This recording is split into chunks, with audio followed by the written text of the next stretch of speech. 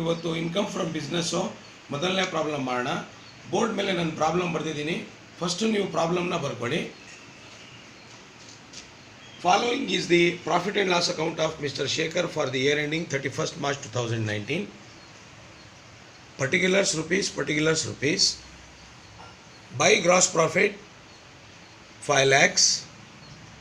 By bad debts recovered 20,000. Dividends 6,000. Rent from house property 18,000. Commission 20,000. Brokerage 20,000. Sundry receipts 10,000. Share of income from HUF 6,000. So let us come to the debit side. 2 salaries 3,30,000. Office expenses 36,000. Depreciation 28,000. Sales tax 18,000. Legal expenses 16,000. Income tax 14,000. Acquisition of patent rights 24,000. Repairs 12,000. Donations 4,000. Provision for bad debts 6,000. General expenses 24,000. Net profit 88,000. Total on both the sides 6 lakh. ಇಷ್ಟು ಕೊಟ್ಟಾದ ಮೇಲೆ additional information ಕೊಟ್ಟಿದ್ದಾರೆ. First one, salaries include rupees 12,000 paid to the worker employed at home. Second one, legal expenses include rupees 2,000 paid to the lawyer in connection with personal case. Third point, out of bad debts recovered, only rupees 8,000 were allowed as deduction earlier. ಇಷ್ಟು ಮಾಹಿತಿ ಕೊಟ್ಬಿಟ್ಟು compute taxable income from business of mister Shekhar for the assessment year 1920 ಅಂತ ಕೊಟ್ಟಿದ್ದಾರೆ. ನಾನು ನಿನ್ನೆ class ತಗೊಳ್ಳುವಾಗ ನಾನು ನಿಮಗೆ ಸ್ಪಷ್ಟವಾಗಿ ಎಕ್ಸ್ಪ್ಲನೇಷನ್ ಮಾಡಿದ್ದೆ. ಪ್ರಾಫಿಟ್ ಆ್ಯಂಡ್ ಲಾಸ್ ಅಕೌಂಟಲ್ಲಿ 2 ಸೈಡ್ ಕೊಟ್ಟಿರ್ತಾರೆ, ಒಂದು ಡೆಬಿಟ್ ಸೈಡ್, ಒಂದು ಕ್ರೆಡಿಟ್ ಸೈಡು. ನಾವು ಆ್ಯಡ್ ಮಾಡೋದೆಲ್ಲ ಡೆಬಿಟ್ ಸೈಡಲ್ಲಿರುತ್ತೆ, ನಾವು ಲೆಸ್ ಮಾಡೋದೆಲ್ಲ ಕ್ರೆಡಿಟ್ ಸೈಡಲ್ಲಿ ಇರುತ್ತೆ ಅಂತ ಹೇಳಿದೆ. ಸೊ ನಾವು ಆ್ಯಡ್ ಮಾಡೋದೆಲ್ಲ ಡೆಬಿಟ್ ಸೈಡಲ್ಲಿರೋದು ಯಾವುದು, ಅದು ಡಿಸಲೋಡ್ ಎಕ್ಸ್ಪೆನ್ಸಸ್ಸು. ಇವರು ಬಿಸ್ನೆಸ್ ಎಕ್ಸ್ಪೆಂಡಿಚರ್ ಅಂತ ಅಂದ್ಕೊಂಡಿರ್ತಾರೆ, ಆದರೆ ಅದು ಬಿಸ್ನೆಸ್ ಎಕ್ಸ್ಪೆನ್ಸಸ್ ಅಲ್ಲ. ಸೊ ಅದು 19 ಪಾಯಿಂಟ್ ನಾನು ನಿಮಗೆ ಕೊಟ್ಟಿದ್ದೆ. ಅದರಲ್ಲಿ ಕೆಲವು ಪಾಯಿಂಟ್ ಇದರಲ್ಲಿ ಬರುತ್ತೆ, ಕೆಲವು ಅಡ್ಜಸ್ಟ್ಮೆಂಟಲ್ಲಿ ಬರುತ್ತೆ. ಸೊ ಈಗ ನಾವು 1 by 1 ಈಗ ಅನಲೈಸ್ ಮಾಡ್ತಾ ಹೋಗೋಣ ಬನ್ನಿ, ಆಮೇಲೆ ಡೈರೆಕ್ಟ್ಲಿ ಆನ್ಸರ್ ಕಡೆಗೆ ಹೋಗೋಣ. ಇಲ್ಲಿ ನಾವು ಫಸ್ಟ್ ತೊಗೋಬೇಕಾಗಿರೋದು ನೆಟ್ ಪ್ರಾಫಿಟು. ಇದು ಆನ್ಸರ್ ಸ್ಟಾರ್ಟ್ ಮಾಡಬೇಕಾಗಿರೋದು ನೆಟ್ ಪ್ರಾಫಿಟಿಂದ. So net profit as per profit and loss account 88,000 ಹಾಕ್ಕೋಬೇಕು.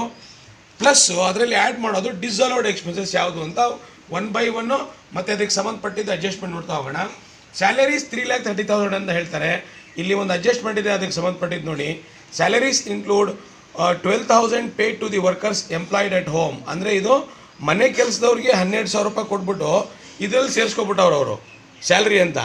ಇವ್ರ ಮನೆಯಲ್ಲಿ ಕೆಲಸ ಮಾಡ್ತಾ ಇರೋರಿಗೆ ಕೊಟ್ಬಿಟ್ಟು, ಹಾಗಾಗಿ ಈ 12,000 ರೂಪಾಯಿ ಡಿಸಲೋಡು. ಅಲ್ಲಿ ಡಿಸಲೋಡಲ್ಲಿ ಸ್ಯಾಲರೀಸ್ ಅಂತ ಹಾಕ್ಕೊಬಿಟ್ಟು ಡಿಸಲೋಡ್ ಎಕ್ಸ್ಪೆನ್ಸಸಲ್ಲಿ ಸ್ಯಾಲರಿಡು 12,000 ಹಾಕ್ಕೋಬೇಕು ಸ್ಯಾಲರೀಸು. ಆಫೀಸ್ ಎಕ್ಸ್ಪೆನ್ಸಸ್ಸು 36,000 ಕೊಟ್ಟಿದ್ದಾರೆ.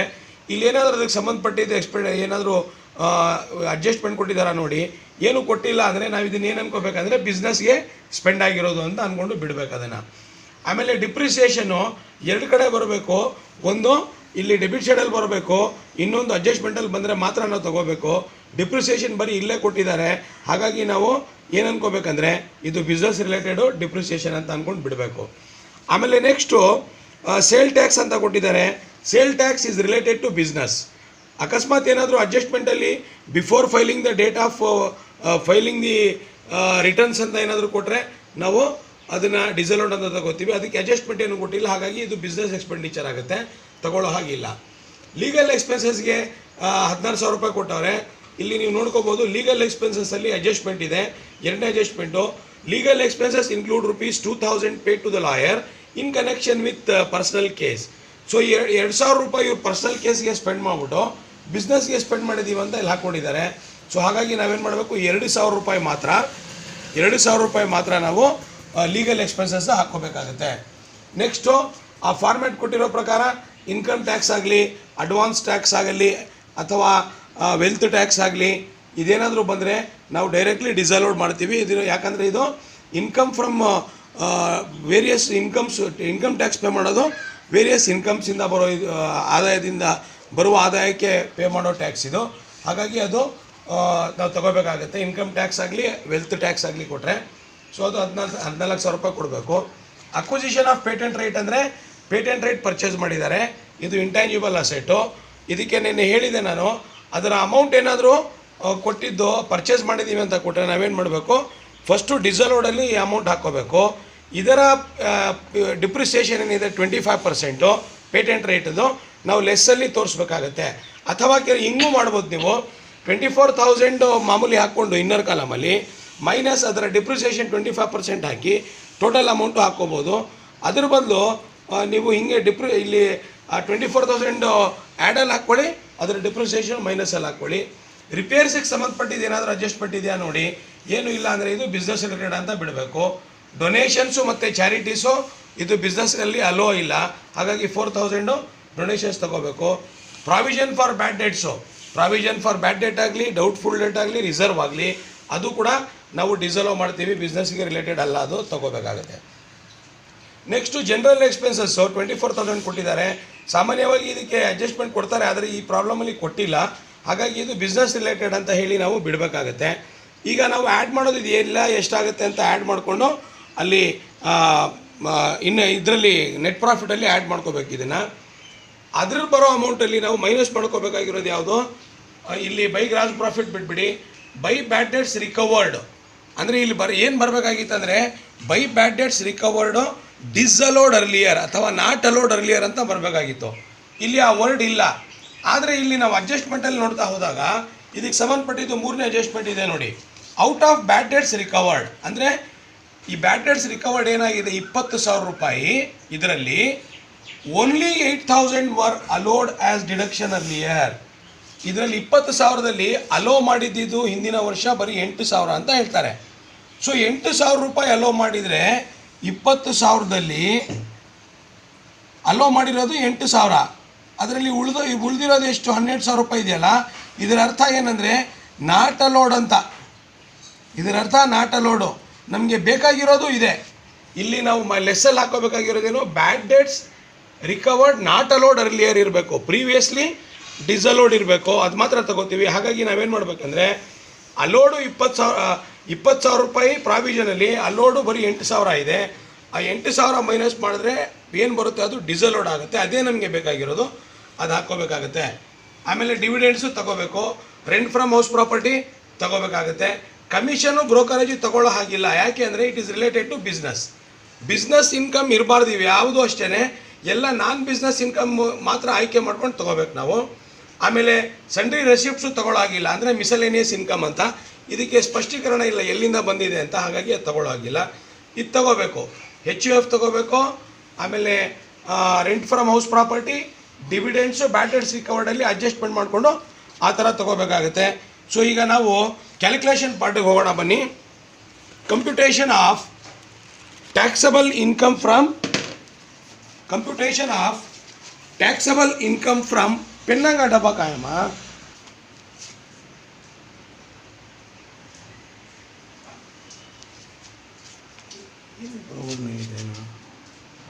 Computation of income from business ಫಾರ್ಮ್ಯಾಟ್ನ ನಾವು ಹಾಕೋಬೇಕಾಗುತ್ತೆ. Computation of income from business particulars rupees 2 column ಹಾಕ್ಕೊಳ್ಳಿ. ಸೊ ಫಸ್ಟ್ ನಾವು ತಗೋಬೇಕಾಗಿರೋದು ಏನು, net profit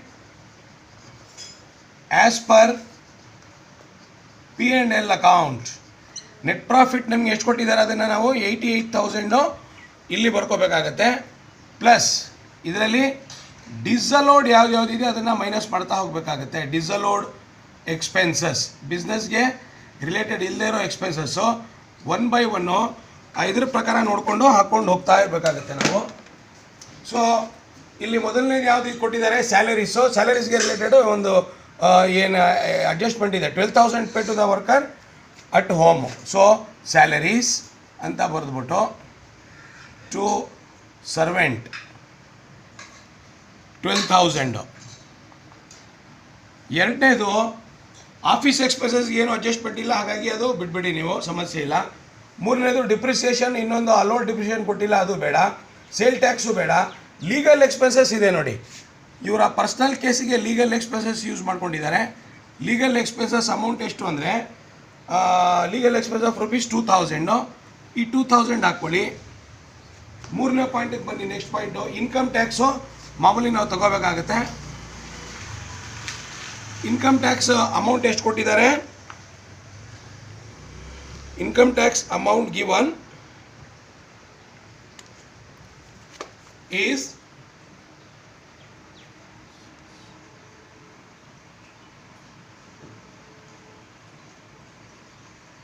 $14,000. Income tax is 14,000. So ಅದನ್ನು ನಾವು ತಗೋಬೇಕಾಗತ್ತೆ. ನೆಕ್ಸ್ಟು ಬಂದು just A minute.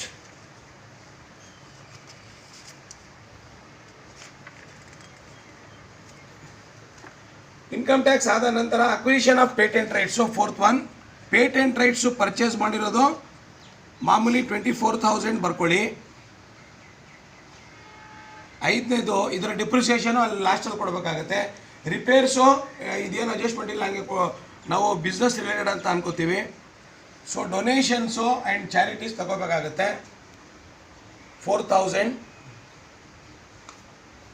Next provision for bad debts,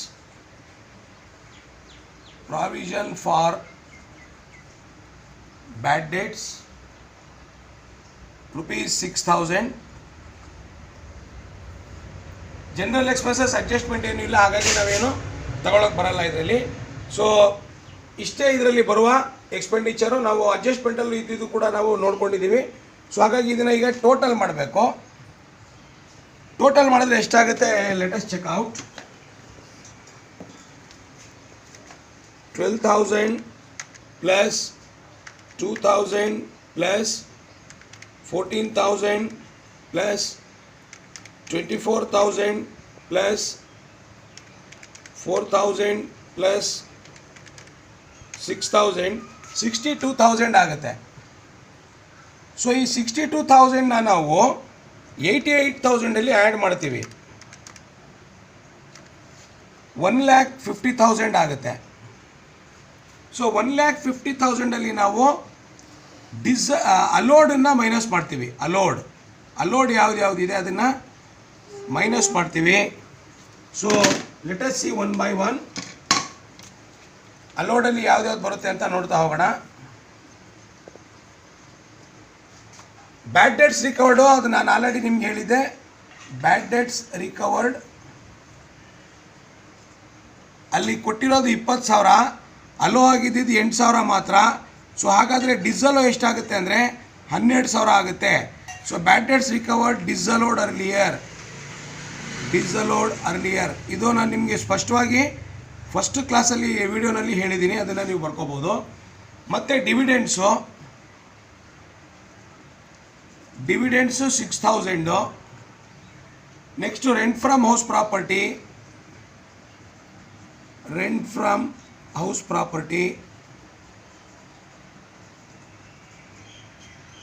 18,000.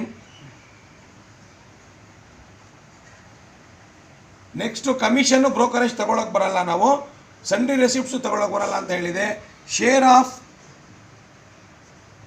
Income from HUF Hindu undivided family ₹6,000.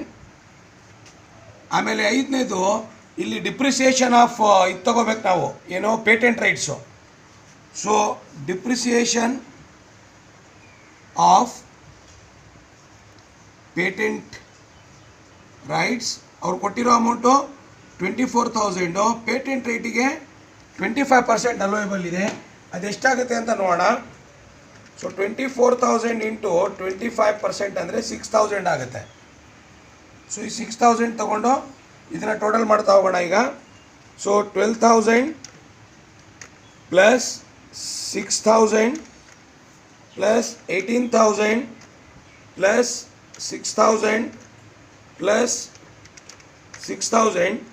So ಇದು 48,000 ಆಗುತ್ತೆ. 48,000ನ ನಾವು 1,50,000 ಮೈನಸ್ ಮಾಡ್ಕೋಬೇಕಾಗತ್ತೆ. ಮೈನಸ್ 1,50,000 ಮಾಡಿದರೆ ನಾವು ನಮಗೆ 1,02,000 ಬರುತ್ತೆ. 1,02,000 ಅನ್ನೋದು taxable income from business. So ಹಾಗಾಗಿ ನಾವು ಫಸ್ಟು ನೆಟ್ ಪ್ರಾಫಿಟ್ ತಗೋತೀವಿ, ಆಮೇಲೆ ನೆಟ್ ಪ್ರಾಫಿಟ್ ತೊಗೊಂಡಾದ್ಮೇಲೆ profit and loss account debit ಸೈಡಲ್ಲಿ ಕೊಟ್ಟಿರೋದೆಲ್ಲ ನಾವು ಆ್ಯಡ್ ಮಾಡ್ಕೋತೀವಿ. ಅದರಲ್ಲಿ ಕೆಲವು ಡೈರೆಕ್ಟ್ಲಿ ನಾವು ಹಾಕ್ಕೋಬೋದು, ಕೆಲವು ಅಡ್ಜಸ್ಟ್ಮೆಂಟಲ್ಲಿ ಕೊಟ್ಟಿರ್ತಾರೆ. ಅದಕ್ಕೆ ಬೆಸ್ಟ್ ಏನಂದರೆ ನೀವು ಪ್ರತಿ ಒಂದು ಎಂಟ್ರಿಗೂ ಕೂಡ ಒಂದು ಅಡ್ಜಸ್ಟ್ಮೆಂಟ್ ಇದೆಯೋ ಇಲ್ವೋ ಅಂತ ನೋಡ್ಕೊಳ್ಳಿ. ಅದು ಇಲ್ಲಿ ಅನ್ವಯ ಆಗುತ್ತೋ ಡಿಸಲೋಡಲ್ಲಿ ಇಲ್ಲ ಅಂತ ನೀವು ಒಂದು ಸ್ವಲ್ಪ ನಿಮ್ಮ ಬುದ್ಧಿ ಉಪಯೋಗಿಸ್ಕೋಬೇಕಾಗತ್ತೆ. ನಾನು ಒಂದಷ್ಟು ಪಾಯಿಂಟ್ಸು ನನ್ನ 19 ಪಾಯಿಂಟ್ ಕೊಟ್ಟಿದ್ದೆ. ಸೊ ಅದೇ ರೀತಿ ನೀವು ಅಡ್ಜಸ್ಟ್ಮೆಂಟ್ ನೋಡ್ತಾ ಬಂದರೆ ಒಂದೊಂದಕ್ಕೆ ಒಂದೊಂದು ಸಿಗ್ಬೋದು ನಿಮಗೆ. ಆಮೇಲೆ ನೆಕ್ಸ್ಟು ಕ್ರೆಡಿಟ್ ಸೈಡಿಗೆ ಬಂದಾಗ ಅದೆಲ್ಲ ನಾವು ಮೈನಸಲ್ಲಿ ಹಾಕ್ಕೋತೀವಿ. ಅದರಲ್ಲಿ ಕೆಲವು ಈಗ ಬ್ಯಾಡ್ ಡೆಟ್ಸ್ ರಿಕವರ್ಡ್ ಕೊಟ್ಟಿದ್ದಾನಲ್ಲ ಆ ಥರ ಅಡ್ಜಸ್ಟ್ಮೆಂಟಲ್ಲಿ ಕೊಡ್ಬೋದು, ಕೆಲವು ಅನ್ವಯ ಆಗದೇ ಇರೋದು ಕೊಡ್ಬೋದು. ಬ್ರೋಕರೇಜು ಕಮಿಷನ್ ಅನ್ವಯ ಇಲ್ಲ ಆದರೂ ಕೊಟ್ಟವ್ರೆ. ಸೊ ಹಾಗಾಗಿ ನೀವು ಯಾವುದು ಬರುತ್ತೆ ಅಂತ ನೋಡಿಕೊಂಡು ಯಾವ ರೀತಿ ಮಾಡ್ಕೋಬೇಕು ಅಂತ ನೀವು ಗಮನ ಹರಿಸಿ ಮಾಡ್ಕೋಬೇಕಾಗುತ್ತೆ. ನೆಕ್ಸ್ಟು ಪ್ರಾಬ್ಲಮ್ ನಾನು ನಿಮಗೆ ಬೇರೆ ಅಡ್ಜಸ್ಟ್ಮೆಂಟ್ ಇರುವ ನೆಕ್ಸ್ಟ್ ಪ್ರಾಬ್ಲಮಲ್ಲಿ ಹಾಕ್ತೀನಿ. ಅದರಲ್ಲಿ ಸ್ಟಾಕ್ ಇರ್ಬೋದು, ಬೇರೆದೆಲ್ಲ ಬರುತ್ತೆ. ಸೊ ಅಲ್ಲಿವರೆಗೂ take care, stay home, stay safe, ಬಾಯ್.